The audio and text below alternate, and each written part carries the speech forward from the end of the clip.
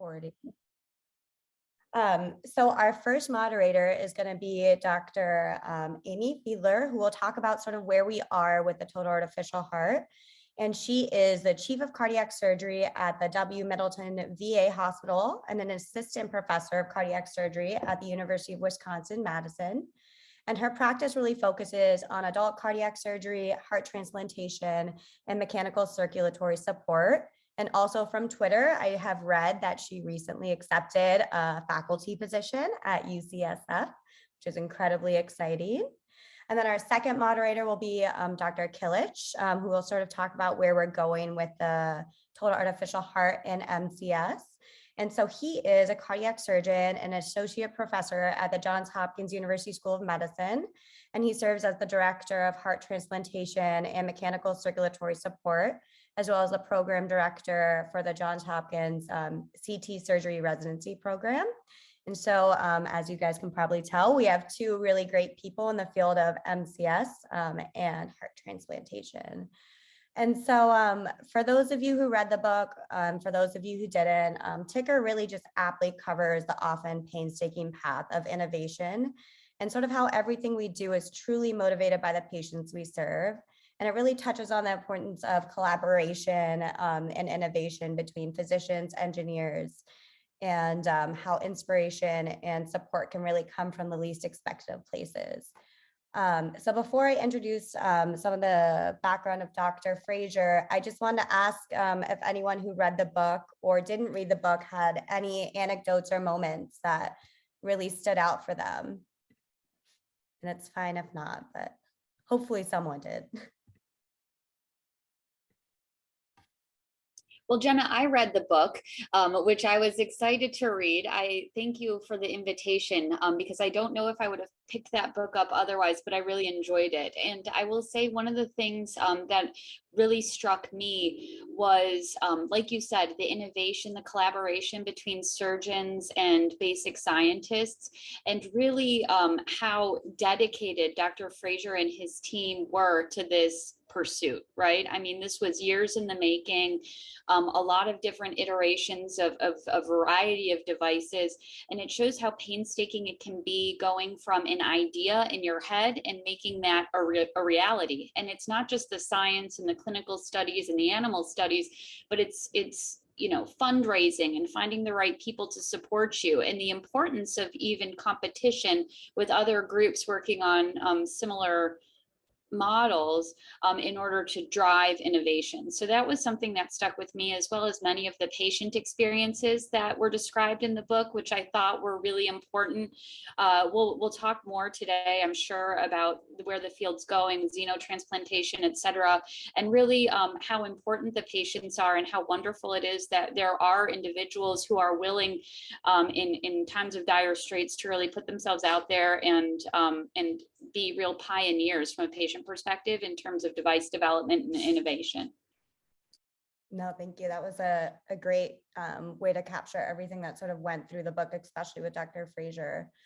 For those of you who don't quite know, so Dr. Frazier is celebrated really for his contributions to the field of mechanical circulatory support and for pioneering treatments for patients suffering from heart failure, both in the field of heart transplantation and the field of artificial devices. And these devices can be either used as a substitute to assist the pumping action of the heart or as an adjunct. And his achievements are really pretty widespread. He helped work on non-pulsatile LVADs, the Jarvik total artificial heart, the HeartMate 2, the HeartWare HVAD. And he also graduated from Baylor and then went on to train under Dr. Denton Cooley and Dr. DeBakey. And in his career, he has performed more than 1,200 heart transplants and 900 LVAD implantations, which is more than any surgeon in the world. So in the upcoming videos, we're sort of going to learn how his interest in the field of mechanical circulatory support began. And we'll talk a little bit more about where it went after. So let me just press start.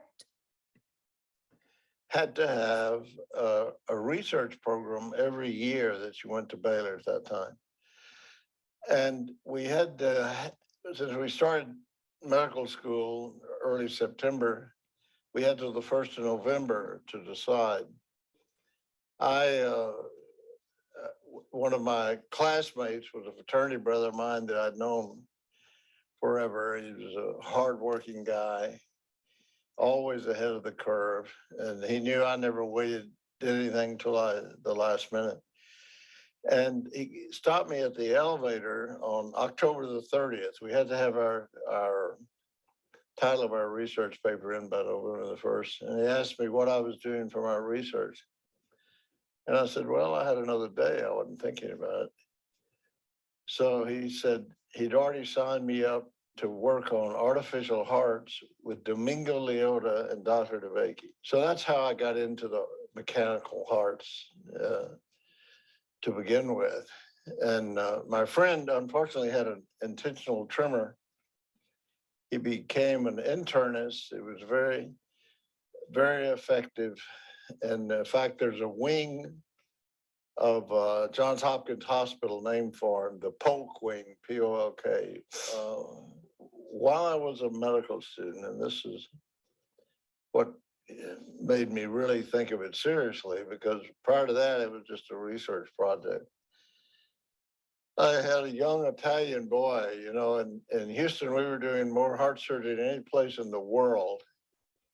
And they came here because of the excellence and the results with Dr. Cooley and Dr. DeBakey and Dr. Crawford, these outstanding surgeons that we happened to have at that time. And while I was on Dr. DeBakey's service, he had a young Italian patient that needed an aortic valve replacement.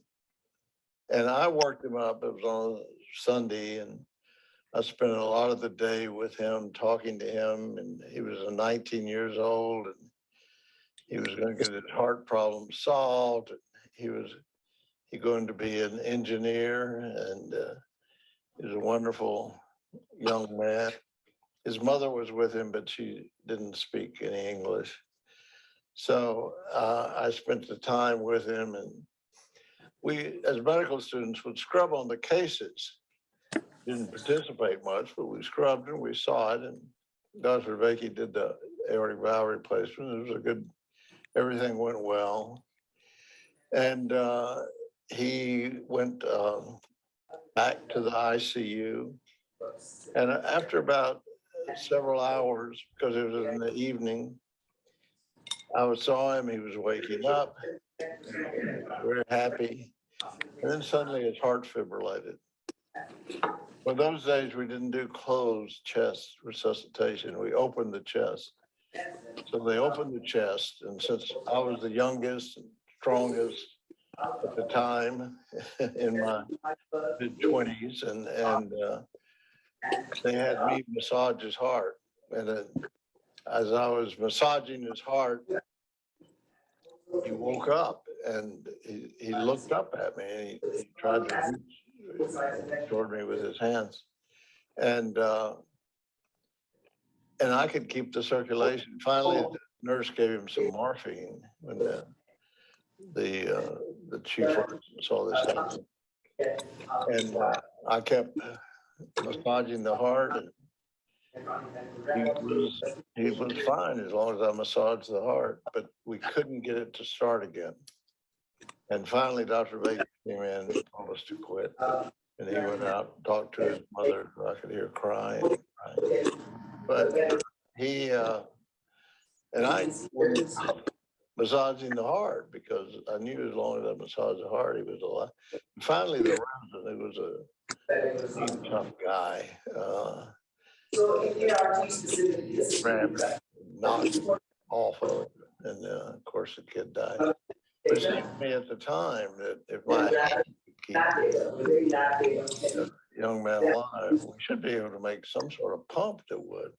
And I think that more than any single event is what got me interested in the mechanics and mechanical support for heart failure, because I knew if you could support the heart, you could maintain the circulation, and the patient would have a chance to live. All right, and then we have one more video, and the rest of the time we'll sort of just discuss the book. And this one is a little bit longer, but it really outlines some of the major moments on the path to creating some of the most important mechanical circulatory support devices we have in this day and age.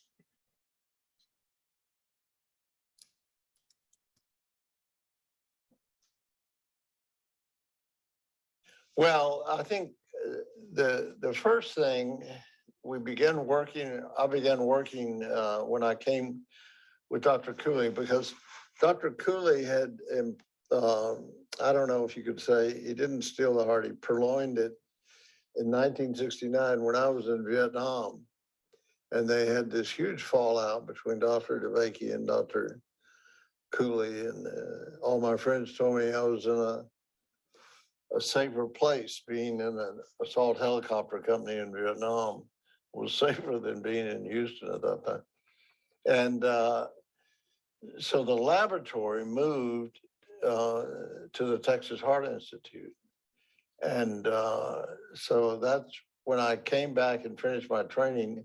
I came over here because the laboratory at Baylor had dissolved.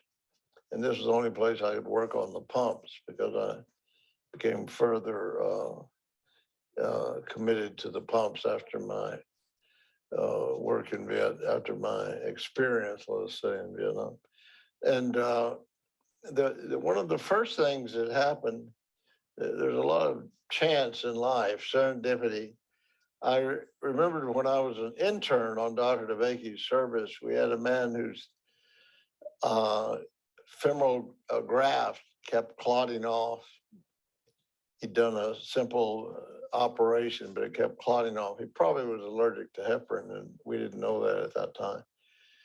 But they replaced it 3 times, and finally in the middle of the night, it clotted off again. And I went to get Dr. DeBakey, and he came up to see him, and he was mad, and he said, you know, he knew he would have to do it again. And I said to myself, you never asked Dr. DeBakey a question. He was very, very tough. And so you didn't want any discourse with him at all. Nothing is the best you could ask for.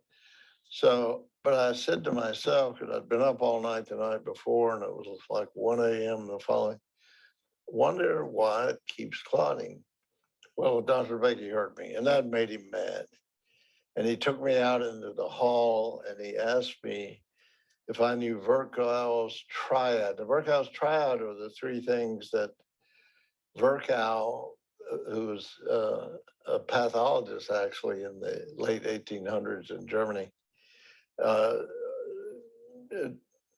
deciphered as the cause of blood clots. And one of them was stasis, just the blood stops moving. So Dr. DeBakey made me say, he said, when blood stops moving, it clots. Is that too hard for your pea brain? I remember calling him saying that. And I said, no, she said, oh, he asked me if I knew Virchow's triad, which I did. But, and then he started harping on when blood stops moving, it clots. And then he told me to repeat after him, when blood stops moving, it clots, just like you do a second grader. And I hadn't heard him do that before, but I'm sure he had. And I asked him if I misunderstood, and he said, you heard me, repeat after me, when blood stops moving, it clots. And I said, when blood stops moving, it clots. And he hit me right in the chest, because he was always hitting you, the resin. And he said, and don't forget it. And then he went back anyway. Years later, I was working initially on a pulsal pump. That is a pump that creates a pulse. And the initial pump that we worked on, we had an NIH grant, and I was working with a man named Jack Norman, who's a wonderful man, an honors graduate from Harvard, but the pumps came into the what we call the apex of the heart, went down into the body, and then it turned up. Well, after about a month and all the calves, this inlet cannula where the blood flows into the pump would clot off. And they were going to give up the pump. Jack, who was in charge of the project, was just going to give up because all the calves, the pump would clot off within 30 days, usually within 2 weeks.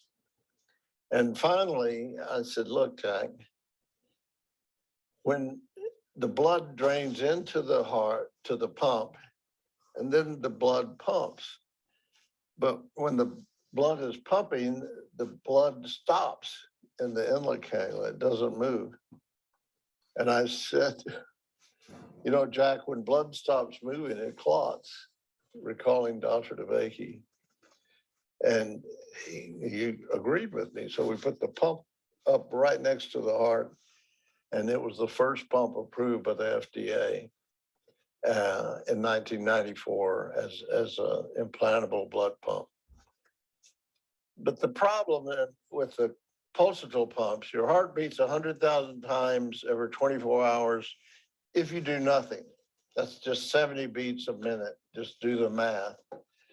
Well, to have a diaphragm that would pump that many times is sort of quite a challenge.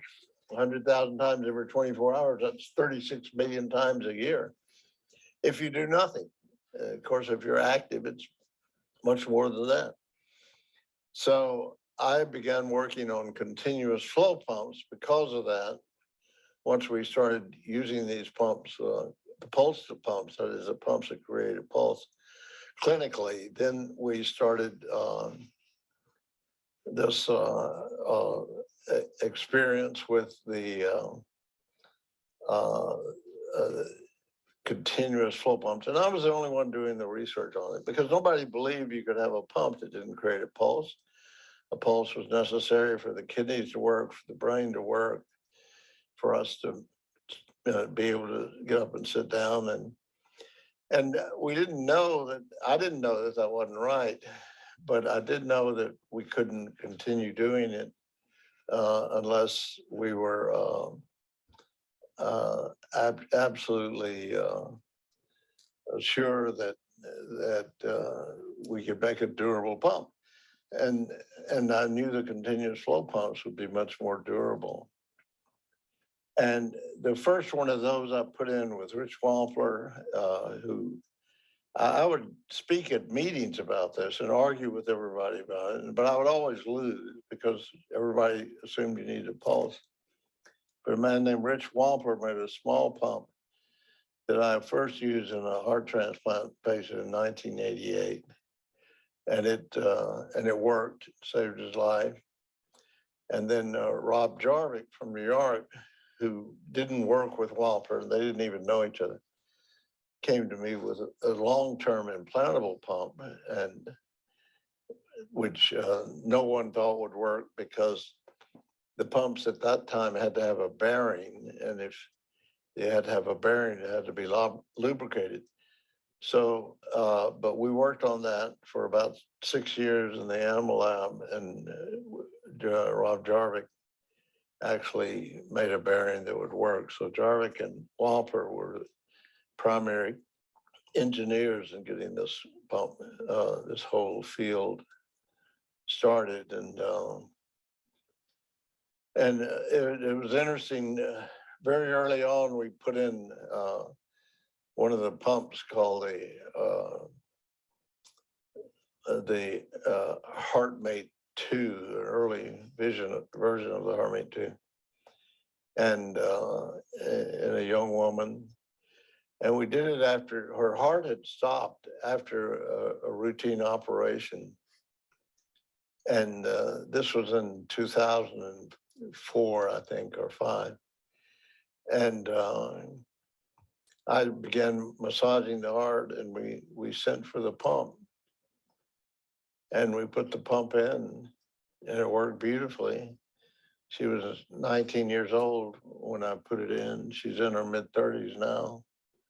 And so it actually, compared to the Italian boy when I had nothing to do to help him in 1965, and we it took nearly 30 years, but we had a pump that you could pull off the shelf and it would do the same thing that my heart did when it was massaging, because it was massaging that girl's heart before we put the pump in, and she's still alive today. Those were the chief events, because after that is just work and the mechanics of it and working out the mechanics. And then, of course, the other great thing was the advent of cyclosporin, which allowed us to do transplants without getting infections as readily, because all the times we'd used pumps before transplants, prior to that, the patients would die of infections. I think those are some of the main highlights of my involvement with the pump. All right, so those were some of Dr. Frazier's key points to share with us as we go through this book club. And now I will turn it over to Dr. Fiedler to help moderate. Great, thanks, Jenna, and thanks to all of you guys for coming out tonight. I know that probably not everyone read the book or maybe didn't read the book in its entirety, which is totally fine.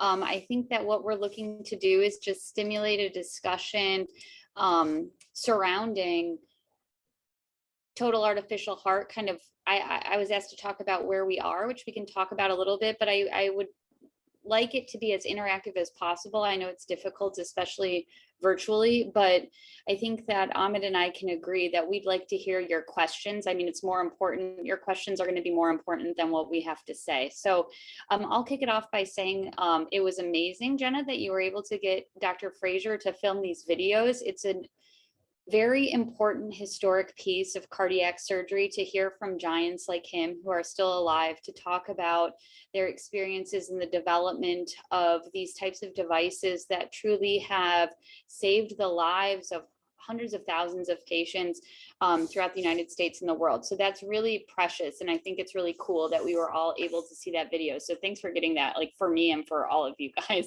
to watch it. But we're here to talk about the total artificial heart. And I was asked to talk about where we are currently. And so I don't know, maybe a show of hands, not everyone's on video, but how many of you guys have even seen a total artificial heart kind of go in and be used in an actual patient before? Has anyone seen it? Good. Dr. Kilic has seen it. Okay, so some folks have seen it. So because we're talking, you know, you guys are mostly medical students, I think, so it's worthwhile to just chat a bit about why we use it. So the total artificial heart is really used as a replacement for both ventricles, right? So it's an important distinction to make, that you have to replace, that you're replacing both ventricles as compared to just supporting one. So when we're talking about a durable Lvad, so that's right now the HeartMate 3, that supports the left ventricle only. Patients who need a total artificial heart are patients who need biventricular support. And so we need to, you know, in that sense, you can take out the whole heart and replace it with a total artificial heart. Or there are also some additional configurations. You can do what's called a BiVAD centromag, which supports both sides. Or you can do what's called a HeartMate 6 configuration of the Lvad device to support both sides. But the key distinction is that a TAH is biventricular support. And so we heard a lot from reading the book and from Dr. Frazier about the development not only of a total artificial heart, but also of left ventricular assist devices. So those were kind of developed in parallel. So where we are today with total artificial heart is honestly not that different from where we left off in the book, I would say. So there's been some key, you know, there's some things that people are thinking about in terms of innovation and making these devices smaller, easier to live with, et cetera. But really, we're not that far removed from what Dr. Frazier has talked about. So right now, within the United States, the only total artificial heart that we can implant is what's called the Syncardia total artificial heart. Okay. And to be honest with you guys, and Ahmet can probably speak a little bit more to this, in my training program, so I trained at MGH, we didn't do any total artificial hearts. That was just a technology that the institution didn't really firmly believe in. And so the biventricular support, which we offered patients, was called Lvad Centromax, which is different than a total artificial heart. So I'm new to using total artificial heart since I've been a faculty member for 3 years, but I have put in a handful of these Syncardia devices. And what they are is it's a huge device. They come in 2 sizes, 50 cc's or 70 cc's. And one of the big innovative challenges in the development of the total artificial heart is fitting it into like small women like myself, right? So smaller women don't have as large chest cavities. And so these devices have been problematic in terms of innovation and development for sizing. But there's 2 different sizes for the Syncardia total artificial heart, and the 50 cc device is meant for smaller folks like women. With these devices, you effectively just cut out the heart. You basically cut out the ventricles and you sew this thing into place. And it's really rudimentary. It's kind of rudimentary. I mean, it's plastic that's biocompatible. It has Velcro, literally Velcro on it that you stick it together, and it is run hydraulically, and you set a heart rate. So you set a pretty high heart rate, and the thing has the capacity to pump, I think, 9.5 liters of blood, which is pretty impressive. Thank you very much. But in terms of, again, in terms of innovation, etc., it's a huge console, which the patient lives with in the hospital when they're there. You can transition it down to what's called the Freedom Driver once they leave the hospital. But it's meant to provide a steady heart rate, and it's able to flow quite a bit for the patient. Now, when you hear a patient who's on a Syncardia total artificial heart, it sounds like they have galloping heart in their chest. They just learn to live with that. And that's just how the device works. And we haven't been able to innovate something that's quieter yet, but it is also meant as a bridge to transplant. So we put these devices in patients who we expect will be ultimately able to move forward with transplant.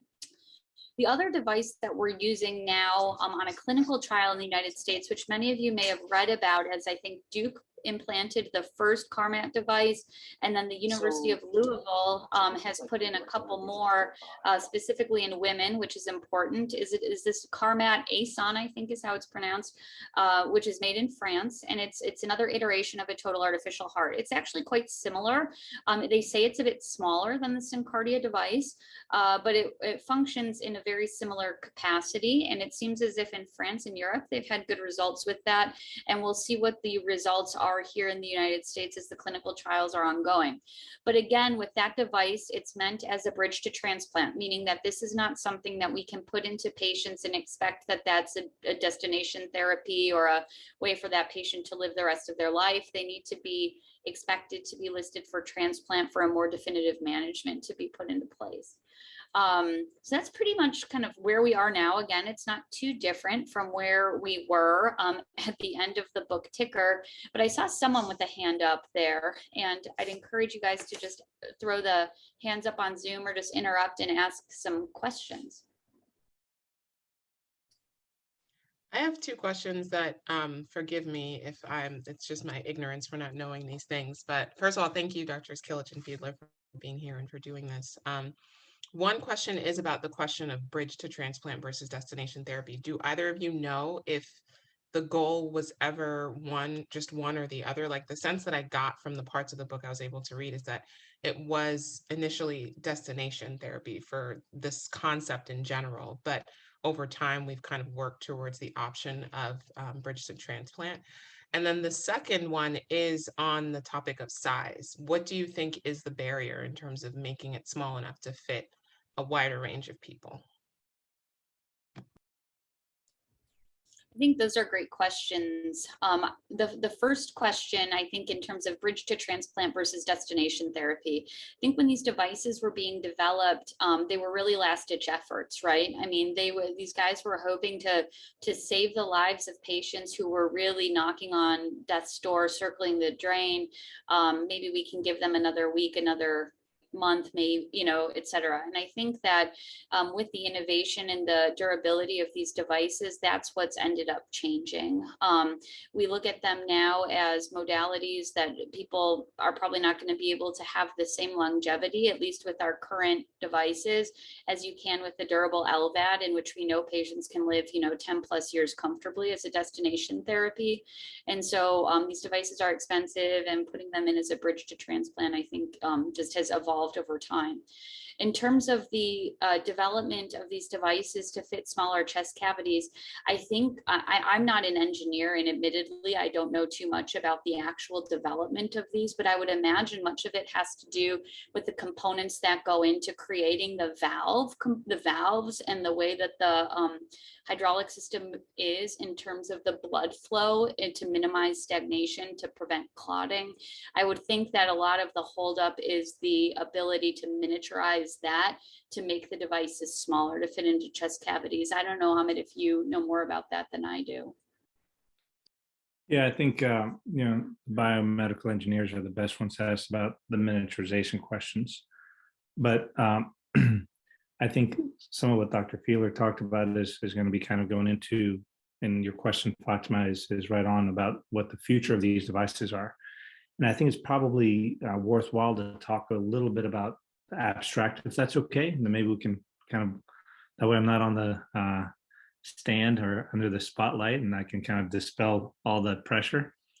But I want to show a couple of things. This is the HeartMate XVE. No one's ever seen it. So you talk about miniaturization.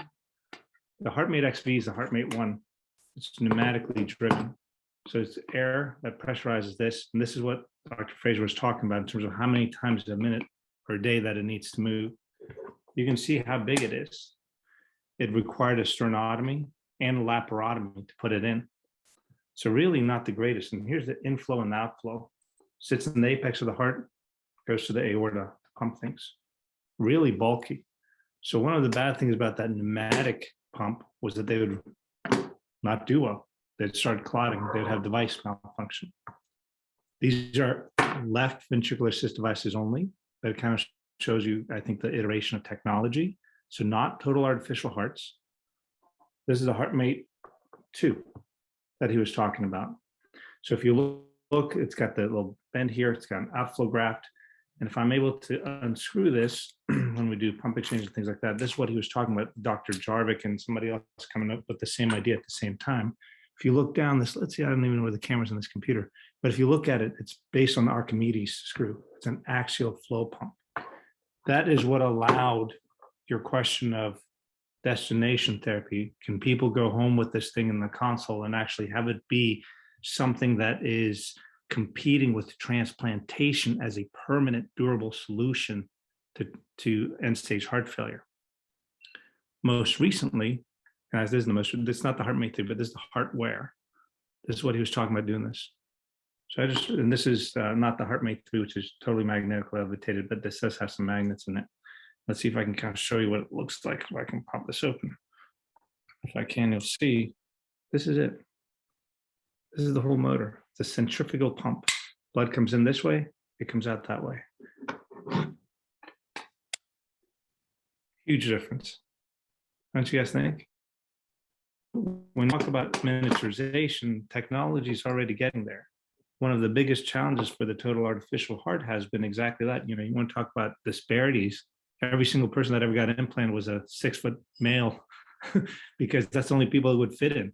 Well, the space between your spine and your breastbone had to be at least 10 centimeters. So even large males that didn't have the right body cavity won't be able to fit to the total artificial heart, the Syncardia, the Cardio West, the one that was developed by Dr. Jarvik. And so I think as technology improves, it's not too hard to think about this pump, another pump at the same time, running off magnetic levitation, which is what the BIVA core is. That's the stuff that they were talking about, the Australian company that they're all excited about, right, at the end of the book. So it's not too hard to imagine that biomedical engineers, our understanding of hemocompatibility is going to move the field forward. And this is going to be something that's available not only for males and females and body surface of less than 1.8, but maybe even pediatrics, moving on to that world. So that's where I think the field kind of is heading towards. Right now, it's a lot easier to try to do a left ventricular assist device, and if it fails, put another one of these in on the right side, because they're so much easier to take care of and implant than doing a total artificial heart. And right now, as Dr. Fiedler said, there's only really 3 of them out there. Only one in the US right now that's not under clinical trial, and that's a Syncardia pump. And that's been approved for bridge transplant, just as a big statement, 2004. Destination therapy, just recently. 15 years, 16 years of trials, and it's still under clinical trials right now. And then you look at the 70 cc just got approved for BTT in 2020. So really quite a bit of length of time to try to get these pumps on the market, a lot of development. And you can see why there's so much philanthropy and industry that goes into it, because it may not pan out. And could you imagine saying, like, can you give me money for 20 years? I'm going to keep working on this project. So I'll kind of leave it at that, but there's so many other things that we can talk about. But I thought it was important to see how technology is involved in this book. Jarvik 7. And I wondered if you guys wanted to talk a little bit more about why this really, really doesn't quite work. Can you show the Velcro components, Jenna? Yeah, Dr. Fiedler can talk about it.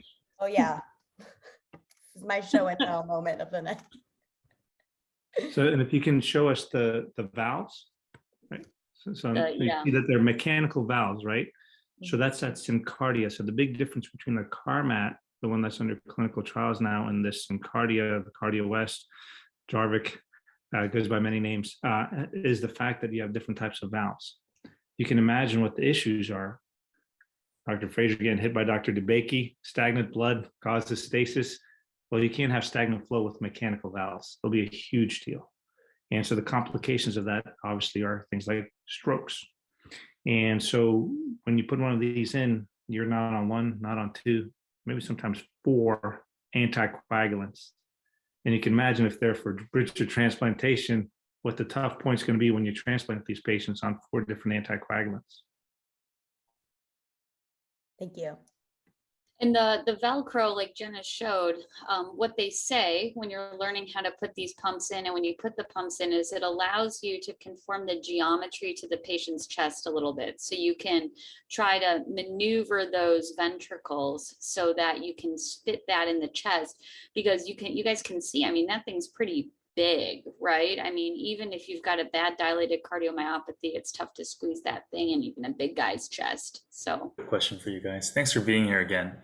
What was one of the most striking things about reading this story is that from the very advent of, trying to treat patients in cardiogenic shock, it seems like heart transplant and mechanical circulatory support have sort of been at odds with each other, and in a very fun, competitive way. I think the book talks about how everyone was excited about the idea of artificial hearts when the first heart transplant all of a sudden happened, and then similarly, the heart transplants weren't having good outcomes, and then the mechanical circulatory support devices were moving along, and then cyclosporine came along and then sort of changed the whole landscape again. And I think it's still going on. I remember going to conferences as a med student, and then going into sessions that were debating these 2 different modalities and what would ultimately win out in the future. And I think it's especially interesting to talk about this now because of the xenotransplant article that came out recently about how, maybe the supply limitations of organ donation may change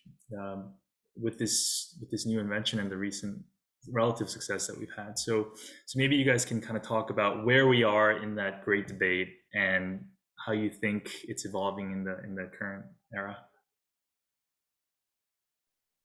Jason, that's the $1 million question. What modality is better for patients, right? And I think you bring up an excellent point with xenotransplantation. I think it's also a really pertinent time to talk about this, especially with the allocation system changes and the push to transplant folks who are more sick off of either VA ECMO or various percutaneous temporary MCS devices, and the somewhat,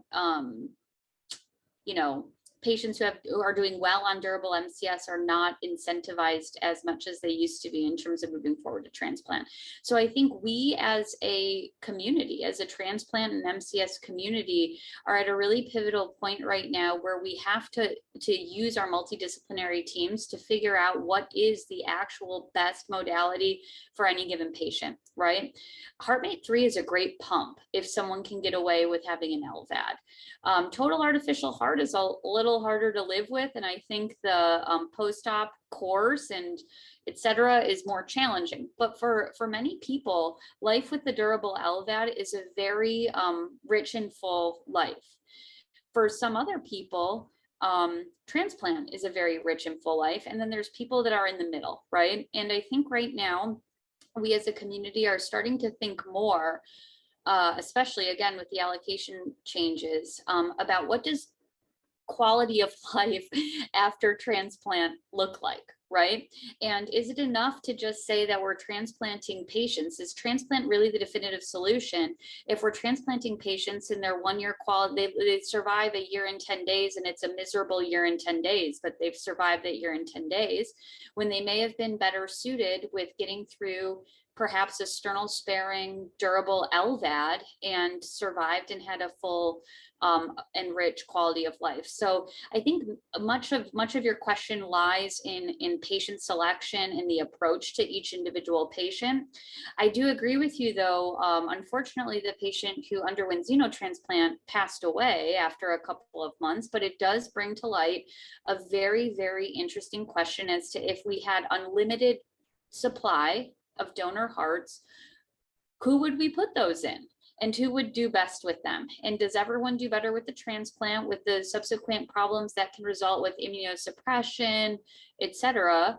Or are there individuals who would benefit from living their life on a durable LVAD? And I think that's really an individualized approach. It depends on the patient, and it depends on how we can continue to innovate some of these mechanical circulatory support devices to meet the needs of our patients, such as, getting rid of the drive line, making the batteries smaller and making patients have the ability to be disconnected, et cetera. It'll be interesting to see what we have in the future, but I do think it's very individualized to each patient. So that question itself, and I know Dr. Fiedler kind of just skimmed over things, but we have conferences for like weeks on those three things, right? And we talk about it and we get, as Jenna said, we get all geeked out about it. So what are the real competing things? Well, no one was meant to have a device in them for life. Right? Now, if you have an AICD, a defibrillator, you can forget about it. When you have an artificial heart or you have a VAD, you have to think about your batteries at all times. You can't swim. You can't do X, Y, or Z. And so it's a constant reminder. So there's some psychological thing to that. At the same time, there's a lot of psychological things to having someone else's heart. Immunosuppression, biopsies, am I in rejection? Are my kidney function okay because it's a nephrotoxic immunosuppression? So it's a little bit difficult to answer that. I like Dr. Fiedler's answer, which is that it should be individualized. And lots of people, you put a device in, an LVAD, as bridge to transplantation, who come back and say, I'm good. I've had lots of people who come in, they're 1 month after their surgery, things are barely healing. They say, I want this thing out of me as quickly as possible. It used to be an easier conversation because I'd show them this pump and I'd say the chance of you being alive at 4 years is 50-50. That's no longer the case. The momentum trial, or the non-sparing, let's say lateral trial with this pump, if you're going to be alive 90% at 1 year, it's no longer about being alive. It's all about the external stuff that is, I think, individualized. The topic of the genetically modified xenotransplantation, wow, that's really awesome. I mean, I get pretty geeked up about it. And I spent time as a resident. So if you guys are, I know some of your medical students, some of your residents, I did spend some time in Dr. Griffith's lab. I did the pediatric Jarvik pumps. We put them in sheep. I didn't do the xenotransplantation part, which was right next door. But at that time, they were working on gow knockout lung transplant. And those things would last maybe 1 hour. It lasted 4 hours. Everyone was doing backflips. And that was a gow knockout model. And now they've engineered it to, in the laboratory, if something lives less than 3 to 6 months, it's considered a failure. And that's 15 years of hard work that went into that genetically modified xenotransplantation. So then the whole question becomes, if your demand, which is whoever has end stage heart failure, which is a ridiculous amount of people in the United States, right? Like 7 million people, all need some kind of definitive therapy. What is the easiest available? I used to always say, if there's any question, we can pull something off the shelf and implant an LVAD. But what if you could pull a individualized, genetically modified thing to fit you specifically and you could pull it out of the farm. Is that better for you or not? So that's going to be the ethical questions that I think are going to be coming up for you guys to solve, and maybe hopefully me.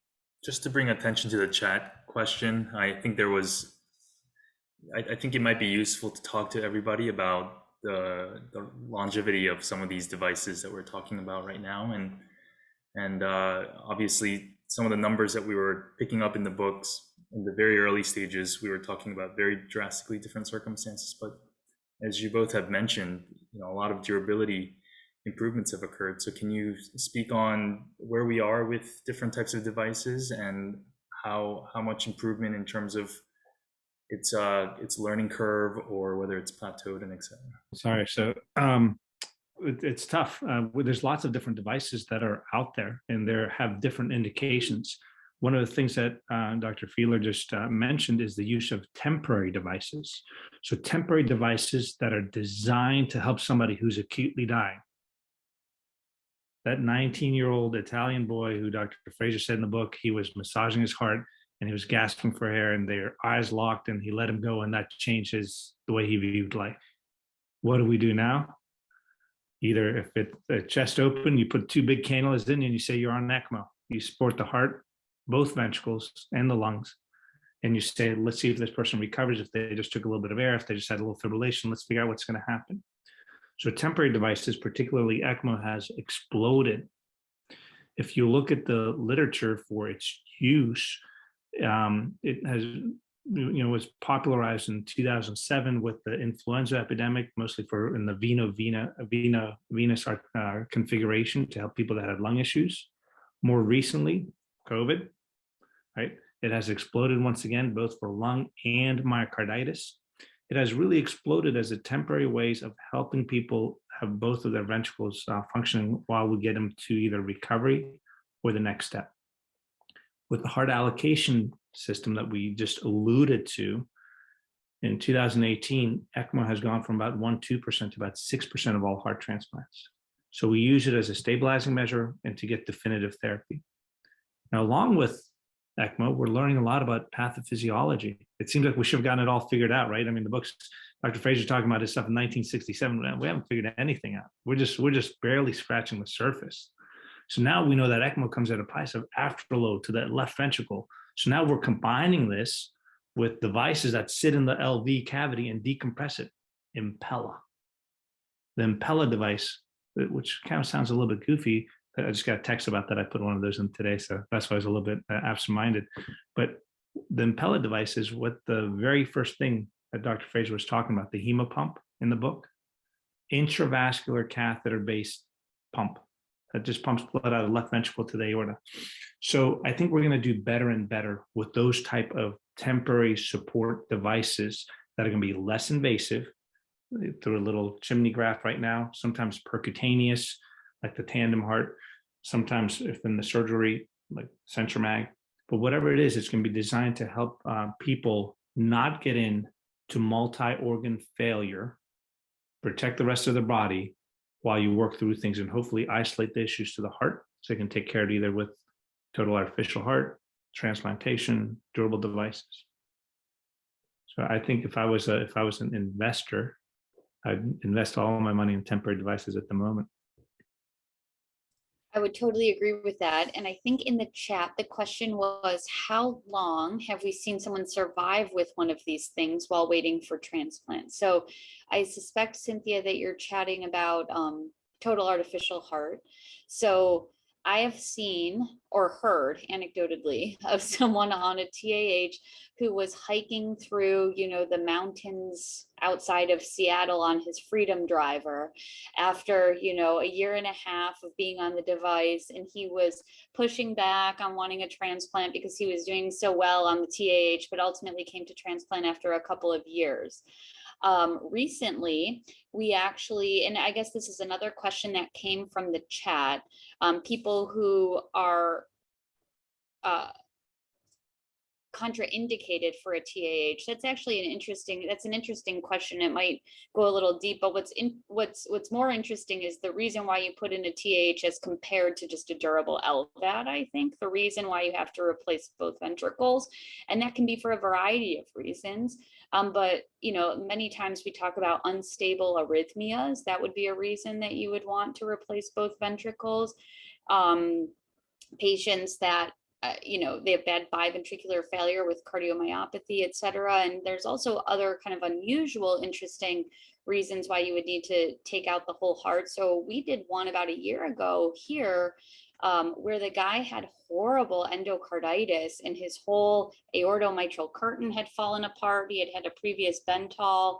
We got in there and it was impossible to reconstruct. So instead of reconstructing him or letting him go on the table, we put in a total artificial heart, allowed him to recover, and then we ultimately transplanted him. He lived with the total artificial heart in the hospital for about 4 months while his other organs recovered, et cetera, and then was a suitable candidate for transplant. But I think it's more often than not, you hear about folks with total artificial hearts kind of surviving in the hospital for a number of weeks, months before they come to transplant.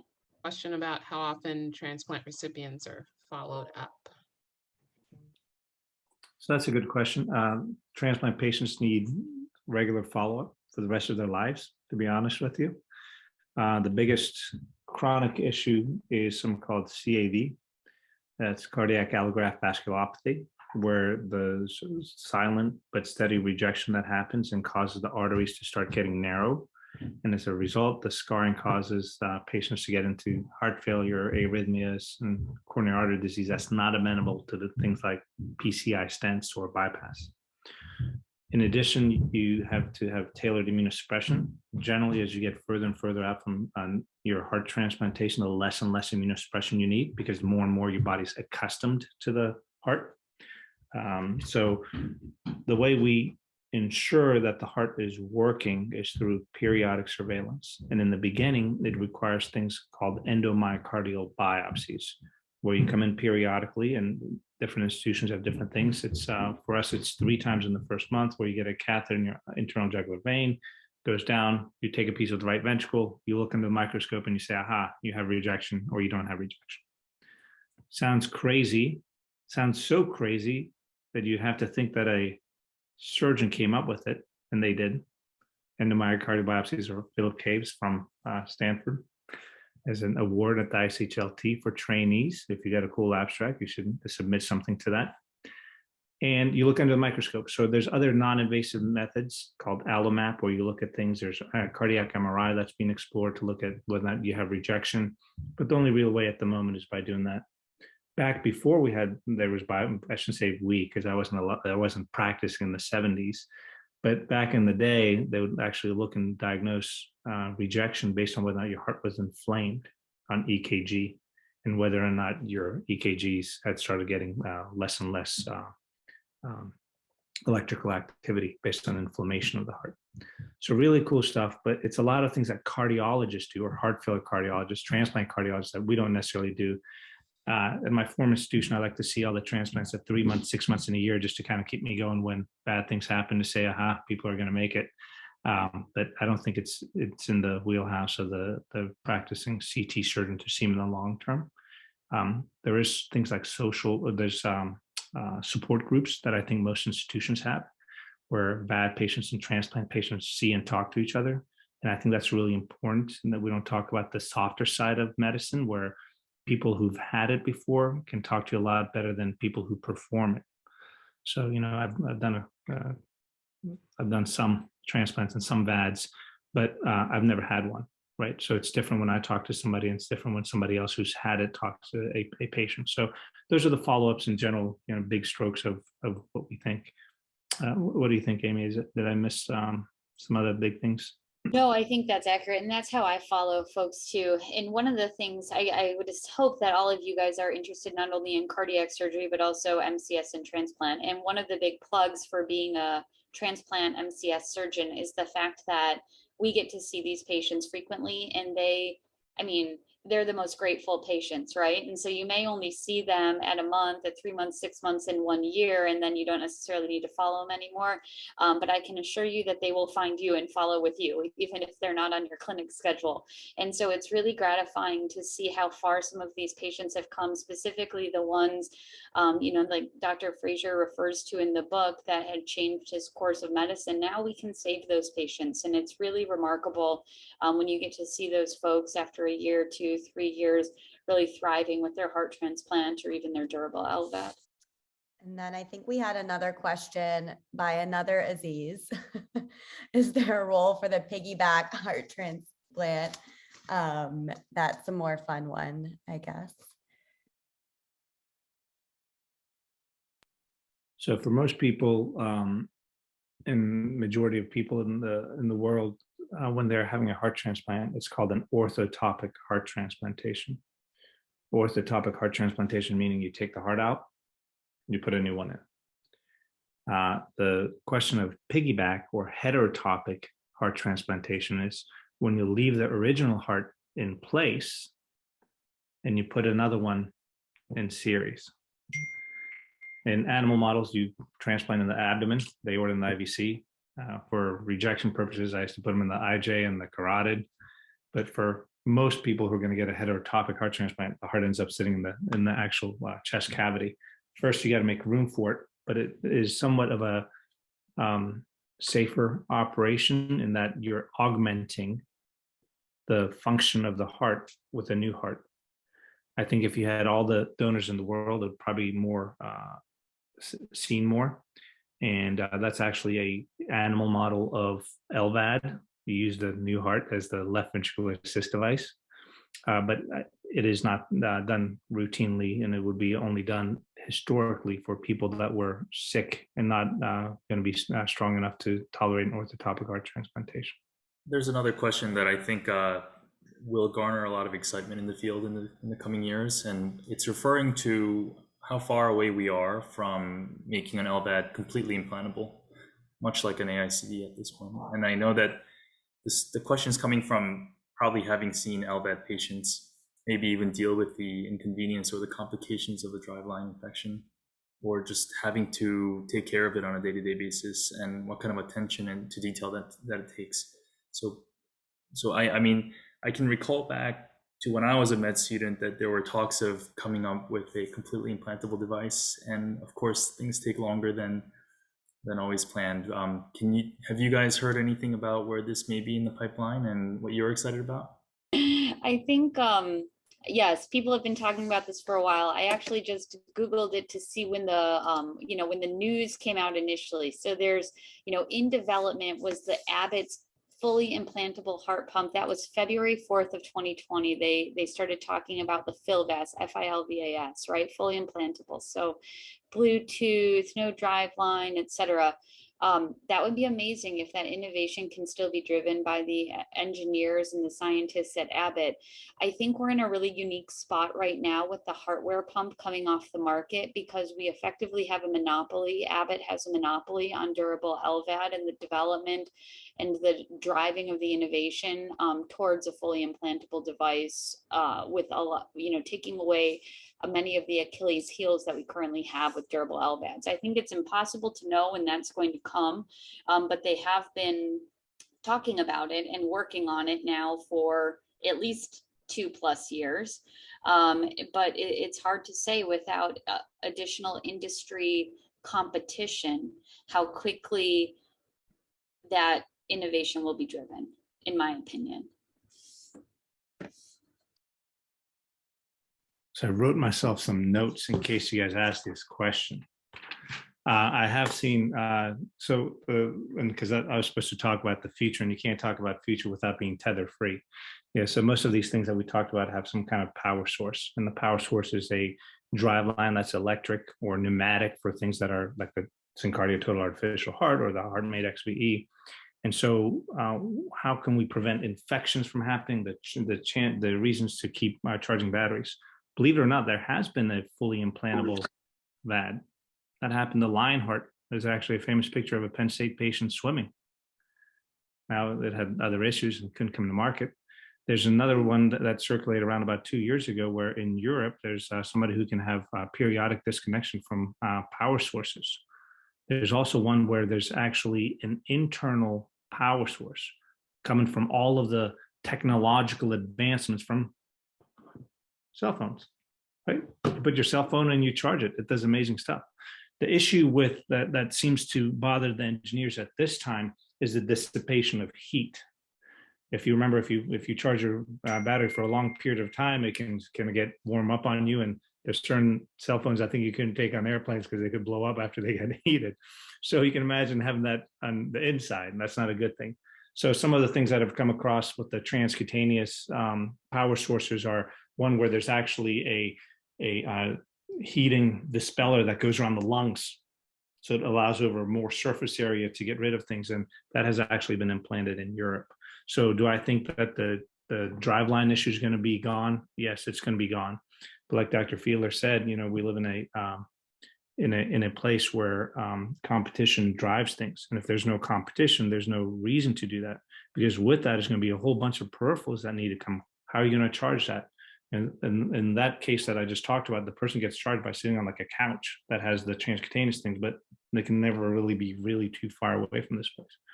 So I think the driveline issue as it comes across for power source is going to be something that's going to be doable, and it's going to be a reality within the next 10 to 15 years.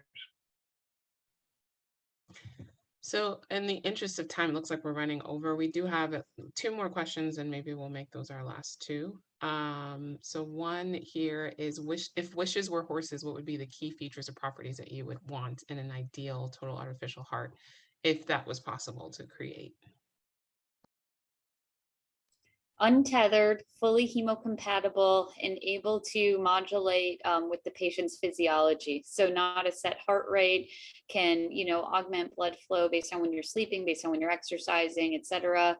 And with the hemocompatibility, just the no clotting whatsoever, right? Minimizing clotting potential. I think if you can solve those 3 features, not be tethered, hemocompatible, physiologic, augmentation, you've got a great pump that someone could live with forever. Those are really the Achilles heels of these devices. Dr. Fiedler, is there anything that's hemocompatible right now? You mentioned like heart rate variability with exercising and change in states. Is there any devices or artificial hearts that do that currently? So with the total artificial heart, you can change the heart rate, but you have to change it on the console, and that will augment your blood flow. So, but it's stagnant, right? So it's not like you're changing it real time. With the heart wear device, and this kind of gets into the pulsatility issue, et cetera. Heart wear device, there's these different modalities where there's some degree of pulsatility, but right now, no, there's nothing that we're using that's able to regulate based on your sympathetic and your parasympathetic nervous system. That really brought me to a moment in the book where Dr. Frazier was like, what happens if like the calf gets scared? What will happen to their cardiac output? That's what that just very, very aptly reminded me of.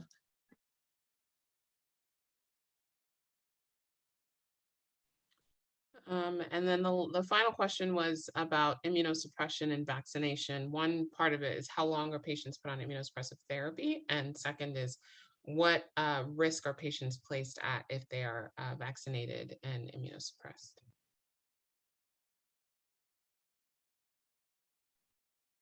That's a little bit of a tough question, because it's trying to guess what you're thinking.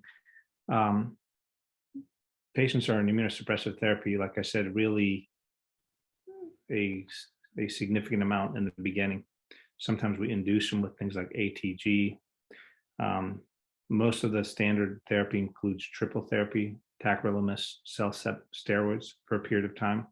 And that gets started to get peeled off over our chronic, where everyone's actually trying to be off of steroids within 6 months to a year. But after that, they're usually on some type of at least monotherapy for rejection. Vaccination is a must. It's usually done best before the transplant. So one of the things that you have on a checklist in patients that you have the ability to work up ahead of time is making sure that they have their various vaccinations up to date, as well as cancer screening, which is really important. But after that, the question that I'm trying to kind of guess at is, will they get, are they allowed to get COVID vaccines? Yes, they're allowed to get COVID vaccines afterwards. There's been some ethical dilemma about whether or not patients that refuse COVID vaccinations should have the opportunity to get transplanted. Northeast Hospital, that's famous, has kind of got on the bad side of PR for that reason, right?